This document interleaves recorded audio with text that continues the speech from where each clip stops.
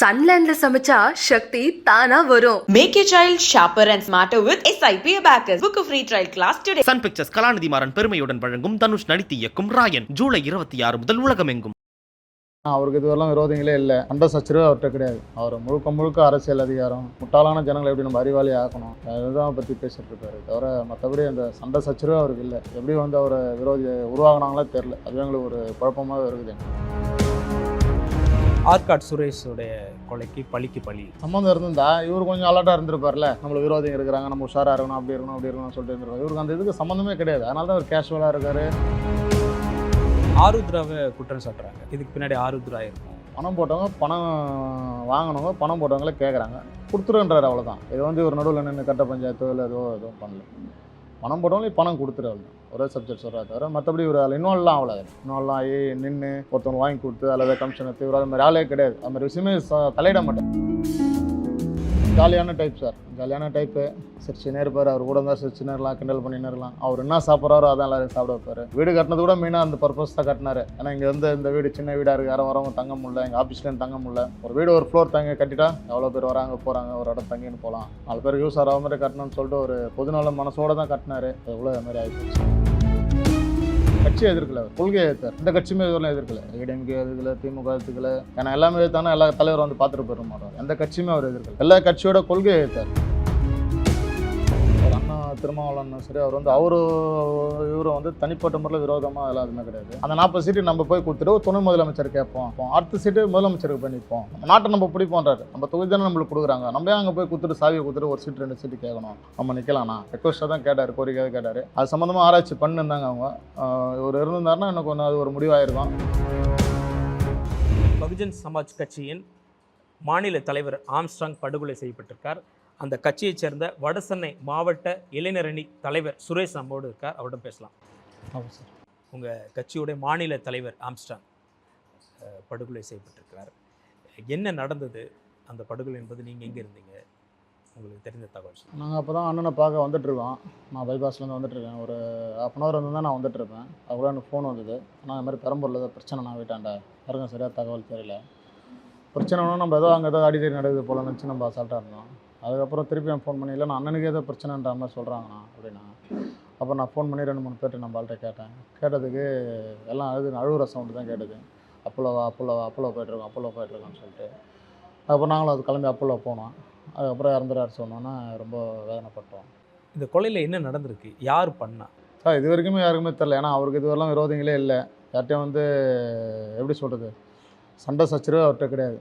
அவர் முழுக்க அரசியல் அதிகாரம், அதை எப்படி நம்ம ஜெயிக்கணும், எப்படி நம்ம வென்றெடுக்கணும், பாபா சாஹேப் கொள்கை எப்படி எடுத்துன்னு போனோம், எப்படி ஜனங்களை முட்டாளான ஜனங்களை எப்படி நம்ம அறிவாளி ஆக்கணும், அதுதான் பற்றி பேசிகிட்டு இருக்காரு. தவிர மற்றபடி அந்த சண்டை சச்சரவே அவருக்கு இல்லை. எப்படி வந்து அவரை விரோதியை உருவாகினாங்களே தெரில. அது எங்களுக்கு ஒரு குழப்பமாக இருக்குது எங்களுக்கு. ஏன்னா அவருக்கு இதுவரெல்லாம் விரோதிகளே கிடையாது. இப்போது இந்த கொலை வழக்கில் கைது செய்யப்பட்டிருக்காங்க ஒரு 8 பேர். அதில் வந்து அவங்க உண்மையான குற்றவாளிகளே இல்லை அப்படின்னு ஒரு கருத்து இருக்குது. அதை பற்றி உங்களுடைய கருத்து? ஆமாம் சார், உண்மையான குற்றவாளிகள் இல்லைன்னா எல்லாருமே இவர் தெரியும். இப்போ அவங்க கொலை இந்த குற்றத்தில் சம்மந்தப்பட்ட கைது செய்யப்பட்ட எல்லாருக்குமே வந்து இவரை பற்றி தெரியும். இவர் வந்து ரவுடிசம் கிடையாது, இவர் வந்து ஒரு கட்ட பஞ்சாயத்து கிடையாது. இவர் வந்து எப்படின்னா முழுக்க முழுநேர அரசியல்வாதி. பாபா அம்பேத்கர் பற்றி கொள்கை தான் பற்றி சொல்லுவார். இந்த கட்சிக்காரன் திட்ட மாட்டார், யாரையும் திட்டுறது கிடையாது, யாரையும் சண்டை போடுறது கிடையாது. அவங்களுக்கு தெரியும். இதை வந்து அவங்கள யாரோ யூஸ் பண்ணிக்கிறாங்க. இது பின்னாடி யாரோ பேக்ரவுண்டில் பெரிய லெவலில் இருந்து ஆப்ரேட் பண்ணுறாங்க. இப்போ பெரிய லெவல்லாம் யாராக இருக்கக்கூடும்? அதுதான் சார். என்னன்னா இப்போ நிறைய பேர் வந்து இந்த கட்சியை வந்து இது ஒரு தலித் கட்சி, இவர் ஒரு தலித் லீடரு, இப்படி தான் இவர் ஒரு குறுகிய பார்வையை பார்க்க. இவருக்கு எப்படின்னா மிகப்பெரிய மனப்பார்ந்த பார்வை. ஏன்னா ஒரு முறை வந்து பாபா சாஹேப் அம்பேத்கருக்கு வந்து பிறந்தநாள் விழா கொண்டாடுறாங்க. தாழ்த்தப்பட்ட மக்களின் தனிப்பெரும் தலைவர் அப்படி சொல்லிட்டு ஒரு ஆடு கவர்மெண்ட்டே கொடுக்குது. அப்போது அந்த கவர்மெண்ட் எடுத்து இவர் போராடுறாரு. என்னன்னா இவர் போராட்டம் எல்லாமே சட்ட ரீதியாக தான் இருக்கும். 1950 ஆர்டிகல் 14, 15, 16, 17 வரலாம் அனைத்து ஜாதி மத இன மொழி ரீதியாக சமன்னு சொல்லிட்டு பாபா சாஹேப் அம்பேத்கர் சொல்லிட்டு போயிட்டார். அப்புறம் எப்படி நீங்கள் தாழ்த்தப்பட்டன்னு சொல்கிறீங்க, தலித்துன்றீங்க அப்படி சொல்லிட்டு இவரே வந்து கேட்பார். அதனால் வந்து இந்த தாழ்த்தப்பட்ட வார்த்தை அஃபென்ஸ், அதான் எல்லாரும் முன்னாடி சொல்லிட்டு வருவார். தவிர இவர் ஒரு குறுகிய பார்வையில் பார்த்த கண்ணோட்டத்தில் தப்பாக புரிஞ்சுன்னு யாரும் அந்த செயலை செஞ்சுருக்கிறாங்க. இவரோட பார்வை இல்லாமல் தொலைநோக்கு பார்வை. நம்ம வந்து இந்தியா வாழணும், தமிழ்நாட்டு ஆளணும், இந்தியா வாழணும்னு. அதனால தான் வந்து இந்த கட்சி கூட கூட்டணி வைக்காமல் இருந்தார். ஏன்னா டிஎம்கே எந்த கட்சி கூட வந்து இதோட குறுகிடும், தமிழ்நாடோட போயிடும், நம்ம அந்த நாட்டை ஆளணும் அப்படின்னு. இப்போ இந்த கொலை வழக்கில் முக்கியமாக ஒரு விஷயம் சொல்லப்பட்டது, ஆர்காட் சுரேஷுடைய கொலைக்கு பழிக்கு பழி அப்படிங்கிறாங்க. அதான் சொல்கிறேண்ணே சார், இவருக்கு விரோதமே கிடையாது, ஒரு விரோதிங்களோ அந்த இதுவோ கிடையாது, அந்த கொலை சம்மந்தம் இவருக்கு சம்மந்தமும் கிடையாது. புரியுதுங்களா? இருந்தால் தான் இவர் சம்மந்தம் இருந்திருந்தா இவர் கொஞ்சம் அலர்ட்டாக இருந்திருப்பார்ல, நம்மளுக்கு விரோதிங்க இருக்கிறாங்க, நம்ம உஷாராக இருக்கணும், அப்படி இருக்கணும் அப்படி இருக்கணும்னு சொல்லிட்டு இருந்திருப்பார். இவருக்கு அந்த இதுக்கு சம்மந்தமே கிடையாது. அதனால தான் இவர் கேஷுவலாக இருக்கார், வீடு கட்ட வராரு, டெய்லியும் மீட்டிங் போகிறாரு, எல்லாமே அட்டன் பண்ணுறாரு. இவர் கூட யாரையும் கூப்பிட்டு போக மாட்டார். நாங்களே போனோம், கட்சி வேலை செஞ்சீங்களா, வட்ட தலைவர் போட்டிங்களா, இளைஞர் ஃபில் பண்ணிங்களா, மீட்டிங் போட்டிங்களா, இதை இப்போ கட்சி சார்ந்தான் கேட்பார் தவிர அதை தாண்டி யாரும் கேள்வியே கேட்க மாட்டார். போங்க கட்சி வேலை செய்யுங்க, மீட்டிங் போடுங்க அப்படின்னு. விரோதமே இல்லைங்கிறீங்க. அப்புறம் இவ்வளோ பெரிய விஷயத்த ஸ்கெட்சு போட்டு அவர் வீட்டுக்கிட்டேயே அவர் வாழ்ந்த இடத்துலையே அவரை வச்சு வெட்டி கொலை செய்கிறாங்க. அப்புறம் யார் செஞ்சுருப்பா அப்போது? அதுதான் சார், ஒரு முட்டாளாக இருக்கிறவங்கள அறிவாளி ஆக்கின்னு போகிறாரு. புரிதுங்களா நான் சொல்கிறது? இப்போ எல்லாருமே வந்து ஒழுக்கமாக இருங்க, ஒரு மனித நேயமாக இருங்க, படிங்க, புக்கை படிங்க, பாபா சாஹேப் படிங்க, எல்லோரும் ஒரு எப்படி சொல்கிறது, ஒரு எங்கள் மீட்டிங்லாம் வந்தால் பார்த்துருப்பீங்க, ப்ரீவியஸாக எல்லாத்தையும் வீடியோலாம் எடுத்து பாருங்கள். ஒயிட் ஷர்ட் போடாமல் யாரும் வரவே மாட்டாங்க, ஒருத்தவங்க குடிச்சிட்டு கூட இருக்க மாட்டான், அவ்வளோ டீசெண்டாக வருவான், ஸ்கூல் ஸ்டூடெண்ட் மாதிரி இருப்பான். எல்லாருமே வந்து ஒழுக்கமாக வளர்க்க ஆரம்பித்தார். பசங்க நம்ம பேரண்ட்ஸை பார்த்தா கூட நம்ம பயப்பட மாட்டோம், இவரை பார்த்தா பயப்படுவோம். ஐயோ அண்ணன் போனால் திட்டுவார், தலை கலைஞ்சிடக்கூடாது, ஒயிட் ஷர்ட் சட்டை நம்மளே பார்த்து அழுக்காக இருக்கா, ஃப்ரண்ட் அழுக்காக இருக்கா, அது மாதிரி ஒரு நீட்னஸாக எல்லோரையும் பார்ப்பார், ஒழுக்கமாக வளர்த்தார். அதனால் இவர் தெரியாதவங்க, அந்த முட்டாளுங்க யாரோ ஏதோ ஒன்று பண்ணிட்டானுங்க. இவர் எல்லாருமே அறிவு சார்ந்த அறிவாளியாக தான் வளர்ப்பாங்க. நிறைய பேரோட சொல்லுவாங்க, போனால் டொனேஷன் தருவார், நிறைய பேர் ஹெல்ப் பண்ணிக்கிறார் சொல்லிட்டு நிறைய பேர் சொல்லுவாங்க. இவர் வந்து எப்படி சொல்கிறது, இந்த கோயில் டொனேஷனோ, இந்த வீட்டுக்கு சாப்பாட்டுக்கு அரிசியோ அது மாதிரி கொடுத்து உதவணும் கிடையாது. கல்வியும் அறிவியும் தான் கொடுப்பார். வந்தீங்கன்னா உங்களை வந்து அறிவாளி ஆக்கி விடுவார். ஒரு மனசை எப்படி வாழணும், வயசில் நீ எப்படி இருக்கணும், குடும்பத்தை எப்படி காப்பாற்றணும், பிற்காலத்தில் எப்படி இருக்கணும், ஒரு பிற்காலத்தை அப்படியே யோசிப்பார். உங்களோட அந்த சந்ததி நீ எப்படி இருக்கணும், எவ்வளோ நீட்னஸாக இருக்கணும், எவ்வளோ நீ அறிவாளியாக இருக்கணும் சொல்லிட்டு நல்ல ஒரு மனிதனையாக ஒரு எப்படி ஒரு மனுஷன் எப்படி வாழணுன்றதை அழகாக சொல்லிக்கிறார். நீங்கள் சின்ன வயசில் 1ஆவதுலேருந்து காலேஜ் எவ்வளோ என்ன படிக்கிறீங்களோ அதை விட்டு வந்தால் நீங்கள் 10 நிமிஷத்தில் கற்றுன்னு போயிடலாம். இன்னொரு விஷயம், ஆருத்ராவை குற்றம் சாட்டுறாங்க. இதுக்கு பின்னாடி ஆருத்ரா இருக்கும். இந்த ஆருத்ரான்றது பார்த்திங்கன்னா முதல்ல இந்த ராஜசேகர் அவங்க கூட இன்னொரு ஹரீஷ் அவங்களுக்குள்ள பிரச்சனை வருது. அந்த பிரச்சனையில் இவர்களை வந்து காம்ப்ரமைஸ் வராங்க. ஆனால் அது மாதிரி வந்து என்ன மாதிரி பண்ணுறாங்க, கொஞ்சம் ஏதாவது பேசி விடுங்க அப்படின்னு. இவர் ஒரே விஷயமா சொல்லிட்டாருப்பா, இது வந்து மக்கள் சார்ந்த பிரச்சனை, எப்படியே மக்கள் பணம், அது இதில் வந்து நான் தலையிட மாட்டேன். ஒன்று நீ அவங்கள எல்லோரும் கூப்பிட்டு இது பண்ணுறியா சொல்லு, நம்ம தலையிடுறோம் அப்படி சொல்லிட்டு சொல்லுவார். இது வந்து மக்கள் பிரச்சனையில் நம்ம தலையிட முடியாது. ஆனால் அவங்களும் வைத்த கட்டியதான்னு போட்டுக்கிறாங்க. அவங்களுக்கு என்ன ஒன்று செட்டில் பண்ணுறது, இதில் பிரச்சனையே கிடையாது, கொடுத்துக்கிறோம் கேட்குறாங்க, உங்களை கொடுத்துட்டா பிரச்சனை கிடையாது, இதில் ஒரு பிரச்சனை, இதை பிரச்சனையாக நீ கொண்டு போகிற, உங்களை பணம் போடுகிறோம், பணம் கேட்குறாங்க, நீங்கள் கொடுத்து விடு அவ்வளோதானே அப்படி சிம்பிளாக சொல்லிட்டு போவார். மற்றபடி ஆருத்ராவில் ஒரு பிரச்சனை அதெல்லாம் கொண்டு வராங்க. அதில் பாதிக்கப்பட்ட பணம் போட்டு பாதிக்கப்பட்ட மக்களுக்கு ஆருத்ராலேருந்து பணம் பெற்று வாங்கி கொடுத்தாரு இந்த மக்களுக்காக.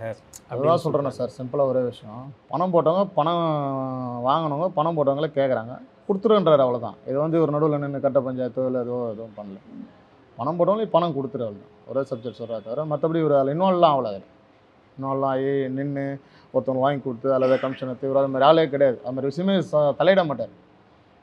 ஒன்று யார்கிட்ட காசு கொடுத்த ஆருத்ராவில் போட்டு அங்கே போய் வாங்கிக்கோ அப்படின்னு வரும். அப்படி இல்லையா உங்களுக்கு தீர்க்கத்துக்கு யூஓடபிள்யூன்னு இருக்குது, கோர்ட் இருக்குது, அங்கே போய் முறையிடுங்கன்னு வரும். இந்த பஞ்சாயத்துலாம் பண்ண மாட்டார், கட்ட பஞ்சாயத்துலாம் பண்ண மாட்டார். அதுக்குன்னு ஒரு துறை இருக்குது, யூஓடபிள்யூன்னு ஒரு துறை இருக்குது, கோர்ட் இருக்குது, அதில் போங்க உங்களுக்கு ஒரு நல்ல தீர்வு கிடைக்கும் அப்படின்னு சொல்லிட்டு ஒரு சட்ட ரீதியாக தான் அணுக சொல்லுவார் தவிர அவனை கூப்பிட்டு மிரட்டுறது, அவனை கூப்பிட்டு வாங்கி கொடுக்குறது, இது மாதிரி விஷயத்தெல்லாம் அவர் தலையிட்டதே கிடையாது. இந்த கொலைக்கு பின்னாடி ஆருத்ரா இருக்கிறதா நீங்கள் நினைக்கலையா? அதெல்லாம் கிடையாது சார். ஏன்னா ஆருத்ராவே இருக்கும், அதான் சொல்கிறேன்னா ஃபஸ்ட்டு வந்தாங்க, அவங்களே தெரிஞ்சுக்கினாங்க இவர் வந்து லீகலாக தான் போக சொல்கிறாரு. எல்லாருமே வந்தாங்கன்னா போங்க யூஓடபிள்யூன்னு அதுக்குன்னு ஒரு டிபார்ட்மெண்ட் இருக்குது, அங்கே போய் புகார் பண்ணுங்கள், நல்லா உங்களுக்கு ஒரு தீர்வு கிடைக்கும் அப்படி சொல்லிட்டு சொல்லுவார். கவர்மெண்ட் தான் முன்னு இது யார் பண்ணாங்கன்றதை அது கவர்மெண்ட்டால் மட்டும் தான் முடியும். வந்து அவங்களுக்கு ஒன்றும் இல்லாமல் பொதுவாக இப்போ ஆம்ஸ்டாங்கனுக்கு வர பிரச்சனையும் ஒன்று தான், நம்மளுக்கு வர பிரச்சனையும் ஒன்று தான். இதை வந்து ஒரு தனிப்பட்ட பிரச்சனையாக பார்க்காம ஒரு பொதுமக்கள் எல்லாம் சேர்ந்து ஒரு முதலமைச்சர் தேர்ந்தெடுக்கும். அவர் நின்று இதை வந்து அவருக்குன்னு பணத்தால் ஒரு பப்ளிக்கு இந்த என்ன இதுவோ கம்பல்சரி அதை தீர்வு கண்டார்னா கொஞ்சம் நல்லாயிருக்கும்னு சொல்லிட்டு நம்மளை நம்புகிறோம். இது வந்து அவரோட தொகுதி, அது இது பண்ணார்னா மக்கள் கண்டிப்பாக வந்து அவரை நம்புவாங்க, முதலமைச்சராக நம்புவாங்க, பரவாயில்ல ஒரு நல்ல முதலமைச்சர் சொல்லிட்டு நம்புவாங்க. அந்த படுகொலை நடந்த அன்னைக்கு நீங்கள் பைபாஸ்லேருந்து வந்துட்டு இருக்குதா ஆமாம், சொன்னாங்க. அந்த மாதார் பைபாஸ்லேருந்து வந்து ஒரு காலவரில் வந்துட்டேன். அதான் கிரீம்ஸ் ரோடு போனோம். அங்கே போனோன்னே இறந்துட்டாரு அப்படி சொன்னாங்க. அதுக்கப்புறம் ஜிஹெச் அனுப்பிச்சி விட்டாங்க. ஜிஹெச் மாஸ்டருக்கு அனுப்பிச்சி விட்டாங்க. அதுக்கப்புறம் ஜிஹெச் மாஸ்டருக்கு எல்லோரும் போனோம். எல்லாம் கும்பலாக போனோம். கட்சிக்காரங்க எல்லாம் அவரோட நண்பர்கள் எல்லாம் ஒன்று சொன்னாங்க. ஸோ அதனால் மாஸ்டரில் யாரையும் பார்க்க விடல. அன்றைக்கி நைட்டுன்றதெல்லாம் பார்க்க விடல. மறுநாள் போஸ்ட்மார்ட்டம் பண்ணவங்க தான் அனுப்பிச்சோன்னு சொன்னோம். அதெல்லாம் பார்க்க விட்டாங்க எல்லோரையும். நாங்கள் அதுக்கப்புறம் அவர் பாடியை கொடுத்தோன்னு தான் அதுக்கப்புறம் பின்னாடியே வந்தோம். இது உங்கள் கட்சிக்காரங்களுக்கு மிகப்பெரிய லாஸ் இல்லையா? கட்சிக்காரங்கன்னு இல்லை சார், இவர் அதான் சொல்கிறேன்னே, கட்சிக்காரங்களே பற்றி கூட கட்சியை பற்றியே பொதுவாக பேச மாட்டார். அவர் என்னன்னா பாபா சாஹிப் எத்தனை வந்த இது ஒரு இது கொள்கை, அந்த கொள்கையை நம்ம எத்தனை போகணும். அதுக்காக தான் நான் வந்து பகுஜன் சமாஜ் கட்சியில் இருக்கேன். பகுஜன் சமாஜ்னா பகுஜன்னா வெகுஜன மக்கள், சமாஜ்னா கட்சி. நான் பகுஜன் சமாஜ் கட்சின்றது எஸ்சி எஸ்டி ஓபிசி மைனாரிட்டி எல்லாத்துக்கும் சேர்ந்த கட்சி. இது எல்லாரோட பிரச்சனையும் தீர்க்கக்கூடிய கட்சி. அதனால் இது ஒரு தனிப்பட்ட மூமெண்ட்டு கிடையாது. ஒரு மத சார்ந்தோ ஜாதி சார்ந்தோ எதுவும் கிடையாது. அதனால் இது நம்ம இந்த பாபா சாஹேபோட கொள்கை எடுத்துன்னு போனாலுமே இதுக்கு உண்டான கட்சி பகுஜன் சமாஜ் கட்சின்னு மக்கள் தெரிஞ்சுப்பாங்க. நீங்கள் இப்போ கட்சி பேரை சொல்லாதீங்க, இப்போ கட்சிக்கு ஆள் கூப்பிடாதீங்க, இப்போ இங்கே வாங்க கட்சியில் சேருங்கன்னு கூப்பிடாதீங்க. பாபா சாஹேபோட கொள்கை தத்துவத்தை போய் சொல்லுங்கள். அவங்க முடிவு பண்ணுவாங்க எந்த கட்சியில் வரணும்னு சொல்லிட்டு. தானாகவே பிஎஸ்பியில் வருவாங்க. அந்த கான்ஸ்டியூஷன் நடைமுறைப்படுத்தணும் தான் பிஎஸ்பியோட கொள்கையை. அதனால் அதை போய் சொல்லுங்கள், சொன்னீங்கன்னா தானாகவே இந்த கட்சிக்கு வருவாங்க அப்படி சொல்லிட்டு சொல்லுவார். அதனால் கட்சிக்குன்னு இல்லை, எப்படி சொல்கிறது, நம்ம எல்லாருக்குமே ஒரு இழப்பு தான். கட்சின்னு இல்லாமல் பாதிக்கப்படுற எல்லாருமே இழப்பு தான். தனிப்பட்ட முறையில் நீங்கள் எப்படி ஃபீல் பண்ணுறீங்க அந்த இழப்பு? நான் வந்து 2006-07 வந்தேன் சார். அவர் கூட வந்தேன், அண்ணன் கூட வந்துட்டு ஃபஸ்ட்டு பிஎஸ்பியில் இணைஞ்சேன். நம்ம வீட்டாண்ட என் கூட என்னை வந்து சேர்த்தவர் வந்து பிள்ளையார் கணேசன் சொல்லிட்டு குடங்கியூரில் இருந்தார். எங்கள் வட்டம் வந்து ஒன்று. அதனால் அண்ணன் பொறுப்பேற்று முதல் லெட்டர் பேடு அவர் தான் போட்டார். ஏன்னா அவர் பேர் பிள்ளையார். நான் அவர் பிள்ளையார் சொல்லி போட்ட மாதிரி ஸ்டார்ட் பண்ணுறேன் சொல்லிட்டு லெட்டர் பேட் ஸ்டார்ட் பண்ணார். எனக்கு வந்து வட்ட துணைத் தலைவர் கொடுத்தாரு 2006-07 அந்த டைமில். அதுக்கப்புறம் பெரம்பூர் பகுதி பொதுச் செயலாளர் ஆனேன். அதுக்கப்புறம் இப்போ இளைஞர் அணி தலைவரானேன். அதுக்கப்புறம் அண்ணன் கூட 2008லேருந்து 2014 வரலாம் அவர் கூட வண்டி ஓட்டியிருந்தேன். கூட டிரைவராக ஒன்று தான் இப்போ தான் கூப்பிட்டு வருவார். அப்படியா, டிரைவராக இருந்தீங்களா? ஆமாம், அவர் எத்தனை கூட வருஷம்? ஒரு 5-6 வருஷம் இருந்தேன். கல்யாணம் ஆகிற வரலாம் அந்த 2012 எனக்கு கல்யாணம் ஆச்சு. கல்யாணம் ஆகிற வரலாம் அவர் கூட இருந்தேன். அதுக்கப்புறம் நைட்டில் ஓட்ட முடியாது. ஏன்னா ஒரு மேக்ஸிமம் வீட்டுக்கு 10 மணி 2 மணி 3 மணி ஆகிடும். லாங்கெலாம் போனால் வரணும்னா நம்ம வீட்டில் குழந்தைய பார்த்துக்க முடியல. அதனால் நான் 2014 குழந்தை பிறந்தோன்னே அதுக்கப்புறம் சொல்லிட்டேன், ஆனால் நான் கட்சி வேலை மட்டும் செய்கிறேன், நான் வண்டி ஓட்டலண்ணா அப்படின்ட்டு. சரிடா ஃபேமிலியை பாடுறா அப்படின்னாரு. அப்படி வந்து அவர் கூட நம்ம தொடர்புலேயே இருந்தோம். டெய்லியும் வந்து போயின்னு கூப்பிட்டுன்னு டிரைவர் லீவ் போட்டால் நாங்கள் வந்து கூட வந்து வண்டியை ஓட்டுவோம். அவர் கூட வந்து இருப்போம். ஏன்னா மெயினாக எதுக்கு வரணும், எல்லா விஷயத்தை தெரிஞ்சுக்கலாம். அண்ணன் கூட போனால் ஏதாவது ஒரு விஷயத்தை தெரிஞ்சுக்கலாம். ஏதாவது ஒன்று பேசினே இருப்பார். சட்டத்தை சார்ந்து ஏதாவது சார்ந்து பேசினே இருப்பார். அண்ணன் எவ்வளோ யாராவது வருவாங்க, எவ்வளோ பேர் வந்தாலும் இந்த கட்ட பஞ்சாயத்து பண்ண மாட்டார். அரசியல் ரீதியாக என்ன தீர்வு அவனுக்கு அரசியல் ரீதியாக சொல்லுவார். போங்க அந்த சட்டத்தில் இது இருக்குது, ஸ்டேஷனில் எடுக்கலையா கம்ப்ளைண்ட் இல்லை, ஏசியை போய் பாருங்கள், ஏசி எடுக்கலையா டிசியை போய் பாருங்கள். அதுக்கடுத்து ஒரு மேலே அதிகாரி, அதுக்கு மேலே ஒரு அதிகாரி இருக்கிறார். எங்களுக்கு ஒன்றுமே தெரியாது. நாங்கள் போனோம்னா நினச்சி இப்போ ஸ்டேஷனில் போனால் எஸ்ஐ இருப்பார், அது கீழே ஒருத்தர் இருப்பார். இன்ஸ்பெக்டர் இருப்போம், வெளியே போங்க தருத்துவாங்க. அப்போலாம் எங்களுக்கு யாருக்குமே அந்த நாலேஜ் இருக்காது. அம்மா அது மாதிரி நான் போனால் சொல்லுவாங்கண்ணா ஒன்றே சொல்லுவார், எடுக்கல ஒன்றே இன்ஸ்பெக்டர் போய்ப்பார், அடுத்த கட்ட ஏசியை போய்ப்பார், அடுத்த டிசியை போய்ப்பார். நம்மளுக்கு காவல்துறை வந்து நம்மளுக்கு மேலே ஒரு படி இருக்குது. ஒரு பொருளாதார பிரச்சனை ஆனால் சீட்டு காசு போட்டு ஏமாத்திரானா யூஓடபிள்யூ போய்ப்பார். ஒரு கிரைம் இவங்கள போய் பாருங்கள். ஒரு அரசியல் ரீதியாக தீர்வு சொல்வார், அந்த சட்ட ரீதியாக தீர்வு சொல்வார். பர்சனலாக நிறைய வருஷம் அவர் கூட வண்டி ஓட்டியிருக்கீங்க. வேறு தனிப்பட்ட முறையில் அவர் எப்படி ஆம்ஸ்ட்ராங் என்பவர்? எப்படி சொன்னால் ஒரு ஜாலியான டைப் சார். ஜாலியான டைப்பு. சிரிச்சுனே இருப்பார். அவர் கூட இருந்தால் சிரிச்சுனே இருக்கலாம், கிண்டல் பண்ணினே இருக்கலாம். அவர் என்ன சாப்பிட்றாரோ அதான் எல்லோரும் சாப்பிட வைப்பார். அவர் ஒரு எங்கே மேக்ஸிமம் இந்த மவுண்ட் ஒன்னா புகாரி அந்த மாதிரி பெரிய ஹோட்டல்லாம் சாப்பிடுவார். டிரைவர்லேருந்து யாரெல்லாம் கூட வராங்களோ எல்லாருக்கும் சாப்பாடு ஆர்டர் பண்ணுவார். ஒரு 10 பேர் வராங்கன்னா ஒரு 15 பேர் சாப்பாடு ஆர்டர் பண்ணுவார். ரெஸ்ட்டாக ஆர்டர் பண்ணுவார். எல்லாம் சாப்பிடுவாங்க வயிற்று திருப்தியாக. இவங்க கூட பின்னாடி மொய்தின்னு ஒரு ஹோட்டல் இருந்தது. நைட்டில் யார் வரானே தெரியாது, எங்கள் ஊர்லேருந்து வருவாங்க. ஆனால் ஜெய்பீம்னா சொல்லுவாங்க, அவ்வளோ அந்த ஒரு வார்த்தை சொன்னோன்னே பால்பா அவன் என்ன ஜாதி மதம் எல்லாம் கேட்க மாட்டேன், ஜெய்பீம்னா அப்படி சொல்லிட்டானா ஒரு 50 பேர் 20 பேர் வந்தாலும் சுரேஷ் போப்பாங்க போய் கொஞ்சம் மொய்தீனில் சாப்பாடு ஆர்டர் பண்ணி. ஏன்னா நைட்டில் அங்கே 12 மணி மேலே சாப்பாடு தர மாட்டாங்க, ஹோட்டலில் சாப்பாடு க்ளோஸ் பண்ணுவாங்க. அதுதான் நம்ம ஆளுங்க வந்திருக்காங்க அப்படின்னு சொன்னோன்னா செஞ்சு ரெடி பண்ணி பிரியாணி என்னென்ன இருக்குது எல்லாமே சாப்பிட்டு வேறு யாரும் சாப்பிட்டு இங்கே தூங்கி எழுந்து போகணும். வீடு கட்டினது கூட மெயினாக அந்த பர்பஸ் தான் கட்டினார். ஏன்னா இங்கே வந்து இந்த வீடு சின்ன வீடாக இருக்குது, யாரும் வரவங்க தங்க முடியல, எங்கள் ஆஃபீஸ்லேருந்து தங்க முடியல. ஒரு வீடு ஒரு ஃப்ளோர் தங்க கட்டிட்டா எவ்வளோ பேர் வராங்க போகிறாங்க, ஒரு இடம் தங்கின்னு போகலாம், 4 பேர் யூஸ் ஆகிற மாதிரி கட்டணும்னு சொல்லிட்டு ஒரு பொதுநல மனசோடு தான் கட்டினார். அதுக்குள்ளே அது மாதிரி ஆகிப்போச்சு. தமாஸ் பண்ணுவாரா? நீங்கள் சொன்னீங்களே ஜாலியாக கிண்டல் பண்ணுவார். ஜாலியாக கிண்டல் பண்ணுவார். எவ்வளோ பேர் வயசானவங்க அவங்க ஃப்ரெண்ட்ஸ் லெவலில் நிறைய பேர். இங்கே எப்படின்னா ஒரு கவுன்சிலர் ஆனதுலேருந்து எல்லாருமே இங்கே பழக்கம், பேரிட்டு கூப்பிட்ற அளவுக்கு எல்லோரும் பழக்கம். அவங்க இவரை பேரிட்டு கூப்பிடுவாங்க, இவங்க அவர்கிட்ட பேரிட்டு கூப்பிடுவாங்க. தலைவர்னு கூப்பிட்றத விட இவரை பேரிட்டு கூப்பிட்றவங்க நிறைய அதிகம் அந்த பகுதியில். அவர் கூட வாழ்ந்ததுனால நிறைய மக்கள். ஒரு வீடியோவில் ஒரு பாக்ஸிங் பண்ணுற மாதிரி பாக்ஸிங் பண்ணுவார், ஃபுட்பால் பிளேயரு, ஃபுட்பால் ஆடுவார், நல்லா டான்ஸ் ஆடுவார். ஒரு கல்யாண வீடியோவில் அப்படி தான் பாக்ஸிங் பண்ணுற மாதிரி டான்ஸ் ஆடுறாரு. டான்ஸ் ஆடுவார். நல்ல ஒரு எப்படி சொன்னாலும் சின்ன பசங்க கூட ஒரே மாதிரி பழகுவார், பெரியவங்க கூட ஒரே மாதிரிலாம் ஈக்குவலாக பழகுவார். ஆனால் பொதுவாக யாரை பார்க்குறோ எல்லார்ட்டையும் வந்து அறிவு சார்ந்த விஷயத்தை ஒரு 5 நிமிஷமாவது பேசுவார். இப்படி இருங்க அப்படின்னு சொல்லிட்டு யார்ட்டையும் காம்ப்ரமைஸே ஆக மாட்டார். கரெக்டாக ஒரு சுச்சுவேஷன் ஆனால் காம்ப்ரமைஸே ஆக மாட்டார். ஒரு பாஸ்டரை பார்த்தீங்களா சர்ச்சில் வருவார்னா அவரோட சொந்த கருத்தை எதுவுமே சொல்ல மாட்டார். பார்த்துக்கிறீங்களா? கன்னியாகுமரியில் போங்க, காஷ்மீர் போங்க, பாம்பே போங்க, எந்த ஊர்னா போங்க, பைபிளில் ஏசப்பா இந்த அதிகாரத்தில் இந்த வசனத்தில் சொல்லியிருக்காரு அப்படியே அந்த 2 லைன் சொல்லிவிட்டு அதோட விளக்கத்தை சொல்லுவார் பாஸ்டர். பார்த்துக்கிறீங்களா? அது மாதிரி தான் இவரும் என்ன சொல்லுவார்னா, பாபா சாஹிப் வந்து இந்த வால்யூமில் இதை சொல்லிக்கிறாரு அதுதான் சொல்லிட்டு போயிடுவார். தவிர அவரோட சொந்த கருத்து யாருமே கட்சிக்காரங்களுக்கு யாருக்கும் சொல்லவே மாட்டார். பாபா சாஹிப் இதை சொல்லிக்கிறாரு. எந்த விஷயமா இருந்தாலும் சரி, இந்த விவசாய பிரச்சனையாக இருக்கட்டும், மத பிரச்சனையாக இருக்கட்டும், ஜாதி பிரச்சனையாக இருக்கட்டும், எதுவாக இருந்தாலும் இந்த வால்யூமில் இதை சொல்லிக்கிறாரு, இந்த வால்யூமில் இதை சொல்லிக்கிறாரு அப்படின்னு சொல்லிட்டு அந்த வால்யூமோட அந்த பேஜ் நம்பரோடு சொல்லுவார் மனப்படமாக. அதை யாருமே சொல்லி நான் இதெல்லாம் பார்த்ததில்ல. பேஜ் நம்பரில் இதை படிங்கன்னு வரும். இப்போ ஃபாதர் எப்படி சொல்கிறாரு அது மாதிரி இவர் சொல்லுவார் கிறிஸ்டியனில் பார்த்தீங்கன்னா. அதனால தான் வந்து ஞாயிற்றுக்கிழமை ஜனம் சர்ச்சுக்கு போய் சேருது. அது மாதிரி நீங்கள் வால்யூமோடு சொல்லுங்கள், பாபா சாஹிப் எடுத்துன்னு போங்க, எல்லாமே வந்து ஒருங்கிணைச்சு நம்ம இந்தியாவை ஆளலாம் அப்படின்ற ஒரு விஷயத்த எடுத்துன்னு வந்தார். அதை நோக்கி தான் போயின்னு இருந்தார். நம்ம வேறு எதுவுமே சொல்ல தேவையில்ல, பாபா சாஹிப் பற்றி நம்ம சொல்லினே வந்து படித்தாலுமே நம்ம வந்து அரசியலில் வென்றெடுக்கலாம் அப்படின்னு சொல்லிட்டு சொல்லுவார். யாரையும் காம்ப்ரமைஸே ஆக மாட்டார். நான் சொல்லுவேண்ணா இது மாதிரி பிரச்சனைண்ணா, போர்டு வச்சா சண்டை வருதுண்ணா, இது மாதிரி கட்சி மீட்டிங் போட்டால் சண்டை வருதுண்ணா, அது நெட் ப்ராக்டிஸ்னுவார். எப்படி இங்கே இந்த நெட் ப்ராக்டிஸ், இங்கே நீ சண்டை போட்டால் தான் நீ போய் பார்லிமெண்ட்டில் சண்டை போட முடியும், சட்டசபையில் சண்டை போட முடியும். ஃபஸ்ட்டு நம்ம கட்சிக்காரங்க இங்கே அந்த சண்டை வந்து நெட் ப்ராக்டிஸ்னுவார். அந்த ப்ராக்டிஸில் நீ ஜெயிக்கணும், வின் பண்ணணும். அதில் வின் பண்ணிங்கன்னா தான் நீ பார்லிமெண்ட்டில் போய் கொண்டு போக முடியும். அவரோட கனவுலாம் வந்து ரொம்ப பிராண்டாக இருக்கும், சின்ன இதுவாக இருக்காது ரொம்ப. ஸோ எப்போவுமே வந்து அம்பேத்கரோட கோட் சொல்லிக்கிட்டே இருப்பாருன்னு சொன்னீங்க. ஸோ அரசியல் ரீதியாக அவர் எப்படி, இப்போ பிஎஸ்பிக்கு தமிழ்நாட்டில் ஒரு பெரிய ஸ்பேஸ் கிடையாது, இருந்தாலும் பிஎஸ்பிலேயே இருந்தார், வேறு எந்த கட்சியிலையும் சேராமல். அரசியலாக அவருக்கு இருந்த பார்வை பற்றி சொல்லுங்கள் எப்படி? அதான் சார், ஃபஸ்ட்டு ஜனங்க வந்து அவர் சொல்லுவார், அமெரிக்காவில் போனோன்னு வச்சிங்களேன் ஈக்குவலாக பேசுவாங்க. ஏன்னா அவங்களுக்கு வந்து அரசியல் தெரியும். ஒரு வேட்பாளரும் எதிர் வேட்பாளரும் ஹாயின் கை கொடுத்துப்பாங்க, அப்புறமா தான் உட்காருவாங்க, அவங்கள வந்து தேர்ந்தெடுப்பாங்க. ஆனால் இந்தியாவில் வந்து அப்படி கிடையாது. ஒரு ஓட்டு போடணும், சாராயம் கொடுக்கணும், காசு கொடுக்கணும், கொடுத்தா தான் ஓட்டு போடுறாங்க. ஃபஸ்ட்டு அந்த மனநிலையை மாற்றணும். ஓட்டு உரிமை என்னென்னு அவங்களுக்கு தெரில. ஃபஸ்ட்டு நம்ம அந்த ஓட்டு உரிமையோட விழிப்புணர்வு எடுத்து போனோம். ஓட்டு உரிமை நம்மள அது எவ்வளோ பெரிய ஆயுதம், நம்மளை எப்படி பாபா சாஹிப் நம்மளை காப்பாற்றுறது வாங்கி கொடுத்தாருன்றதை ஃபஸ்ட்டு அந்த ஓட்டு உரிமையை பற்றி சொல்லுவார். ஓட்டு உரிமை அதை ஃபஸ்ட்டு அதை சொல்லுங்கள், அது ஓரமாக நம்ம அரசியல் அதிகாரத்தை வென்றெடுக்கணும் அப்படின்னுவார். அதேமாதிரி கூட்டணின்ற பட்சத்தில் நம்ம இப்போ கூட்டணின்னு பார்த்தீங்கன்னா பாருங்கள், அந்த விஜயகாந்த் சார் ஆகட்டும், மீதி யாராகட்டும், எல்லாம் அந்த ஒரு சீட்டு 2 சீட்டோட முடிஞ்சிடும். அடுத்த தலைமுறைக்கு தெரியாமல் போயிடும். நம்மளோட இதுன்றது நம்ம இன்னொருத்தவங்களுக்கு சீட்டு கொடுக்கணும். யூபியில் பாருங்கள், இப்போ கொஞ்சம் மாயாவதி வந்து இவங்க இன்னொருத்தவங்களுக்கு சீட்டு கொடுப்பாங்க, இவங்க போய் யார்ட்டையும் கையேந்தலை.